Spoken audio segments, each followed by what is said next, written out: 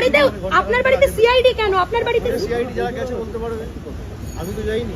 কলকাতা পুরসভা তো নোটিশ দিয়েছে আপনার বাড়িতে। কলকাতা পুরসভা কি কমপ্লিট করতে অবৈধ বাড়ি বলছে আপনার, অবৈধ নির্মাণ। কলকাতা পুরসভা নোটিশ যারা দিয়েছে আমাদের কর্তব্য যাচাই করে যারা এই খবরগুলো সিলেক্টিভ মিডিয়াতে লিক করছে, একটা নোটিশটা দিয়ে চলে গেলাম যে এই অংশটা অবৈধ, আমাকে তো বলতে হবে। আমার কাছে ভিডিও রয়েছে, তারা নোটিশে লিখেছে যে enclose please file brief of deviation. সেখানে আমার ডিভিয়েশনের কোন অংশটায় ডিভিয়েশন রয়েছে, কি ব্রিফ রয়েছে, তার অ্যাটাচমেন্টটা কোথায়, সেটা তো দেয়নি। আমি এ নিয়ে মামলাও করব, আমার অধিকার রয়েছে, বিচার ব্যবস্থার দ্বারস্থ হব এবং যা লিখিতভাবে আমার যা রিপ্লাই ছিল আমি দিয়েছি, জানিয়েছি।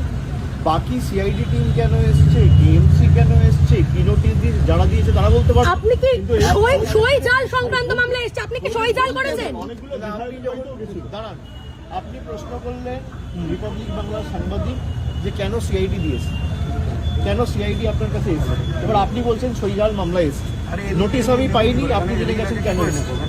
তাহলে আপনারা যখন সবকিছু জানেন, সিআইডি যখন বলেই দিচ্ছে তখন আমার তো বলার কিছু নেই। আপনি আমাকে প্রশ্ন করলেন যে কেন সিআইডি আপনার বাড়িতে এসেছে, এবার আপনি আমাকে বলছেন সইজাল মামলাতে এসেছে। তাহলে আপনার বিরুদ্ধে যে অভিযোগ, আমার বিরুদ্ধে যে অভিযোগ, আমাকে নোটিশ দেবে, আমি আইনত লড়াই করব। সিআইডি কি, এদের ইডি সিবিআই এর কাছে আমি মাথা নত করিনি।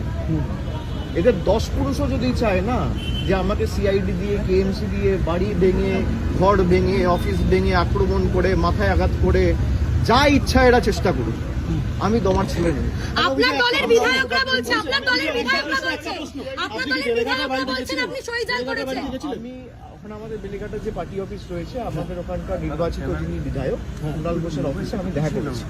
আমি ওখানেই গেছিলাম, ওখান থেকে এসেছি, আমি একটু পরে শোনা।